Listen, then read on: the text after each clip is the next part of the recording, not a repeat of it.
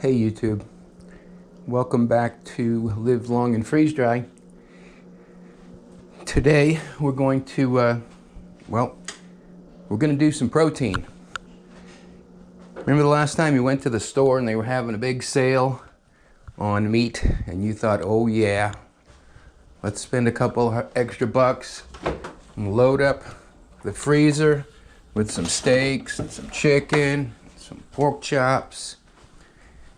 And then you forgot about it, and by the time you get around to using it, well, it was all freezer burnt. And you didn't want to use it. It's happened to me before, and so what I've gotten into the habit of doing is making the Costco run, buying up meat in bulk, and then preparing it. Use it for meals, and then rather than putting a bunch into the freezer, we put a bunch into the freeze dryer. What I got going on here now is 2 trays of eggs. I bought one of those boxes of 60 eggs and took a dozen and a half, scrambled them up, poured them in the trays, set them in the freezer. And then I've got about 5 pounds of chicken breast. Now the chicken breast I took and I put in some silicone bags and put it through the sous vide to cook it. So it's already been cooked, then it's been set in the freezer for 24 hours. So everything is pre-frozen. We're going to fire up the old Blue Alpine here, hit the recipe button, and we're doing meat.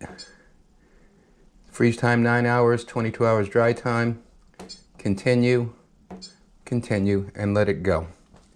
I'm not going to bother reducing the freeze time because it'll actually work out better for the time when it's finished up. It'll already be awake and about. And then we'll have freeze-dried chicken breast that we can store for later use. Up here on the pantry shelf, you can see I've got a jar of chicken breast right here that did this back in May. Other meats that we've done, got some taco meat, and here is some brisket, also back from May. Some beef tips from a London broil that we made, and we had a bunch of extra. So I've got shelf-stable protein for 20 years. Something goes sideways, power outage, we don't have to worry about losing stuff that's in the freezer because it's already been prepared for long-term storage, and some food security for me and my family. We do a lot of other stuff. We get some fresh salsa here, and some chicken and rice soup, onions, oatmeal, taco soup, mixed veggies, lots of powdered milk, shelf-stable shredded cheese, apple rings. Basically, we've got our own little grocery store down here for when we can't make it to the grocery store has nothing to offer. I'm gonna let this thing run. It's gonna be, 27 hours. So probably noon on Friday this will be done, and or actually noon tomorrow, noon on Thursday this will be done, and we'll go ahead and record taking it out, show you what the results are, and then we'll take that jar of chicken that's already done, that's been up there since May. We'll take a little bit out, and we'll show you how you reconstitute it and are able to enjoy it months and months after you prepared it. So thanks for showing up again, and we'll catch you when it's time to take everything out. Hey YouTube, we're back. The meat cycle that we ran on the Blue Alpine freeze dryer. We started it yesterday morning, and we are now, it's down to 56 minutes. But as I'm looking at it, the tray temperature, or the shelf temperature, is where it's supposed to be, and the mTORs are down to 840. So I'm going to go ahead and pause the machine, make it a little quieter in here. We're going to go ahead and open her up and check and see if our batch is done or not. We'll equalize the pressure by opening the drain valve, and we'll open her up and check her out.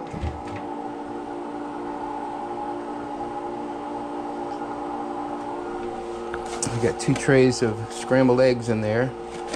They were just raw eggs. Whisked them up, poured them out on the trays, pre-froze them, and then we have 3 trays of chicken breast that had been run through the sous vide process, cooked, sliced up, and then set into the freezer again to pre-freeze before we send them to the freeze dryer. If you look here, you can see the surface of the eggs. You can see how brittle, dry, and warm to the touch. You always want to check for cold spots in your product. Cold spots mean there's still some ice in there, and if there's still ice, then we are not complete. Here is the first tray of the chicken breast, you can see, and we'll just take, and you can see just how much it just falls apart. So we know that that's done. We've got 3 trays of that. We'll go ahead and grab them out. Now, when the pre-programmed cycles on the machine, I'm sure Blue Alpine takes into account the, you might be running full loads. I usually do lighter than a full load. Less wear and tear on the machine. Less moisture to remove. You pack everything in tight. Yeah, you get more done, but you're going to end up running the machine a lot longer. And I just prefer to do more moderate amounts. Now that we've got the machine empty, we're going to hit stop because we know we're done. And we're going to go to our defrost mode, continue, and let it go. It's going to take an hour and a half for it to defrost. Water will drain out into the drain pan, and then we can take and dump that out later. I think I'm going to go ahead and take and package the chicken into some mason jars. Can't believe just how light this stuff is. It weighs nothing. And we throw a vacuum seal on this jar, and I can sit that thing up on the shelf, and you know, it might outlast me.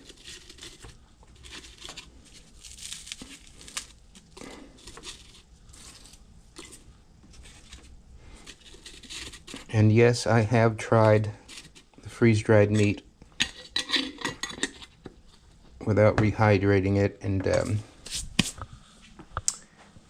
not pleasant.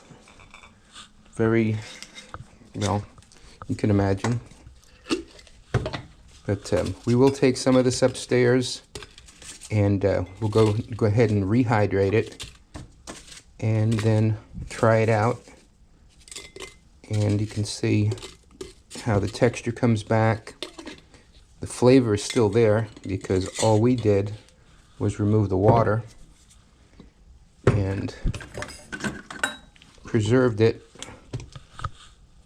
I'll have to take this upstairs too. I went ahead and moved the vacuum sealer upstairs. I was sealing up some food that I had left over, basically some meatballs left over from the other night. So we'll take that upstairs and do that. We also have the 2 trays of eggs. Now you can just take and pop these in the bag the way they sit, but let me tell you, rehydrating the eggs in this form they tend to be lumpy. I found it better just to take them, drop them in the food processor here, pulverize them, and then bag them up, and to make a nice smooth egg product. And you know, you can take that egg product that you get, and you can use it in baking recipes. You're making a cake, go ahead. I think it's about a tablespoon of egg powder to a tablespoon of water. So basically equal parts will get you what you need. Let's see here.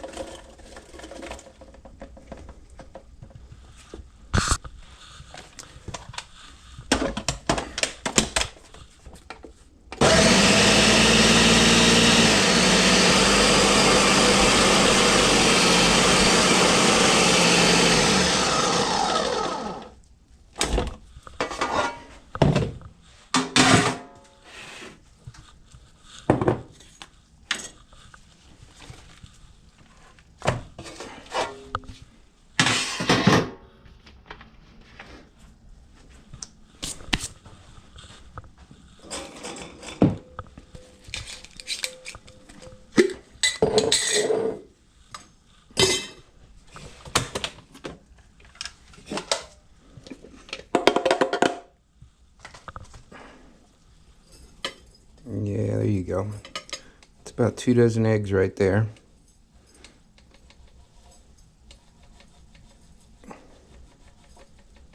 I'll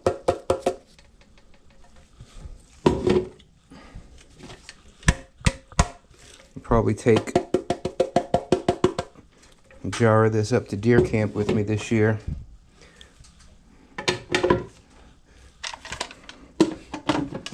When the boys get up for breakfast, it's just a matter of adding some water and pitching it into the pan. So I'm going to take these all upstairs. I'm going to vacuum seal them, and then a little later on I'll go ahead and do a video of rehydrating the chicken, let you see how that comes out.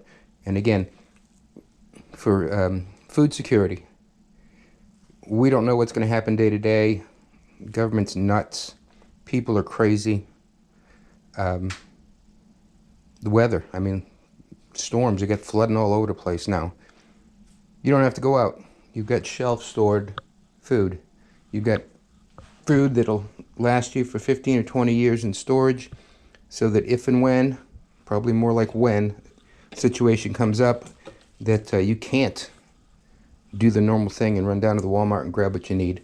You've got this available to you, and it takes a lot of worry off your mind.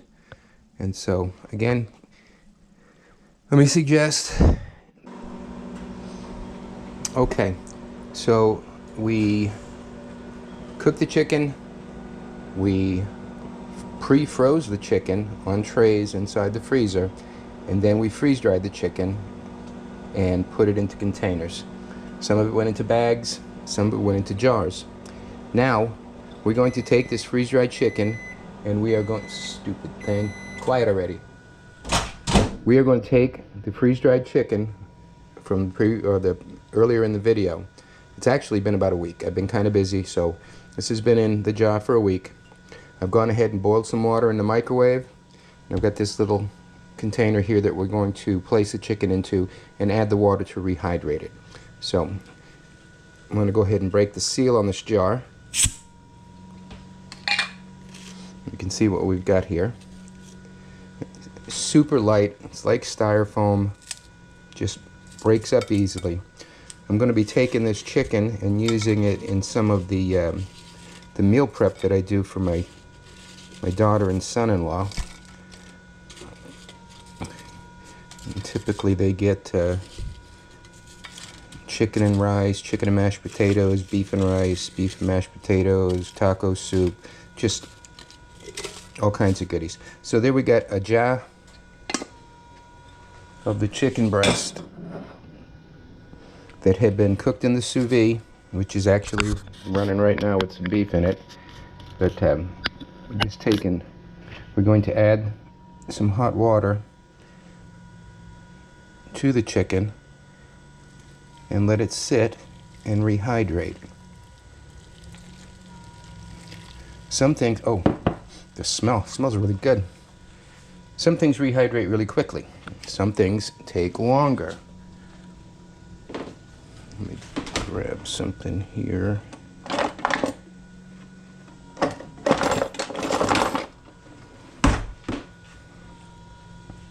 As you can see, it's absorbing the water that we poured in there. And so far with my experience with, reconstituting meats, they won't overhydrate, they won't turn to mush. I mean, I suppose if you left them sitting in the water over. Alrighty, the chicken's set for about 15 minutes in the water, reconstituting. We're going to take the chunks out here, put them on the cutting surface, and we're going to give them a little saute in some butter. And cut them up into some bite-sized chunks.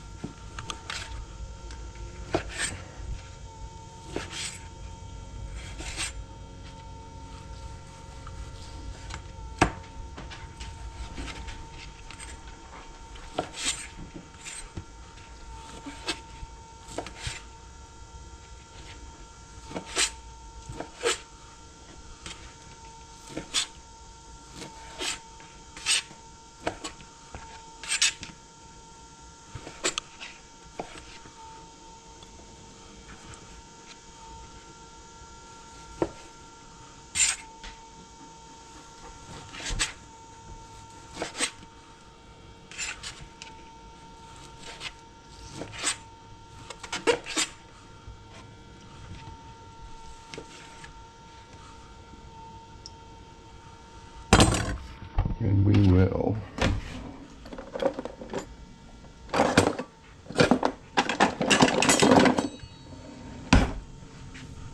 add these to our frying pan.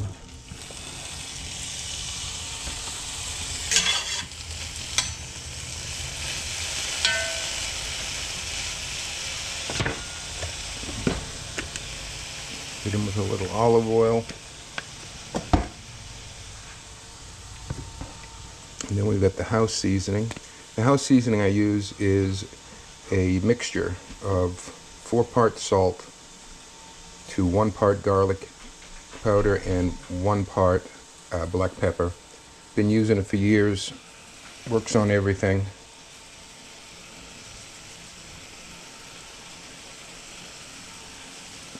Yeah, right there like that.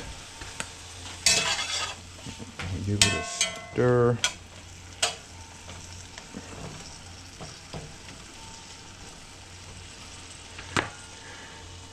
Now we know the meat is already cooked. Like I said, we cooked it, we freeze-dried it, we reconstituted it, and now we're basically heating it back through with a little bit of seasoning. Now, what this is going to end up is I'm going to take a can of mushroom soup and, like I say, get a little bit of brown on the chicken. Then I'm going to add the mushroom soup on top of it, stir it up, make kind of a gravy situation, and that will go into their lunches on top of the mashed potatoes that they're getting.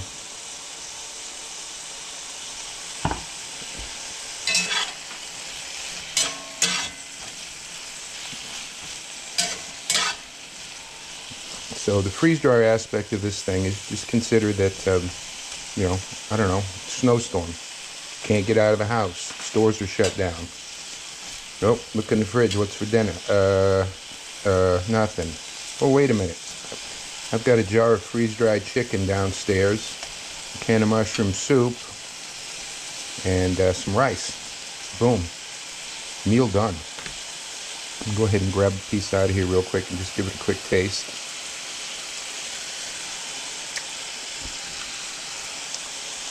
Delicious. I will say that the chicken is a little bit, it's not as tender as you would think, but we're not talking Michelin restaurant style meal here. We're talking a survival meal. We're talking a meal that you wouldn't have had because you weren't prepared. But you know what? We're going to be prepared. We're taking responsibility for our own food security. And it's great. Protein, flavor, all good to go.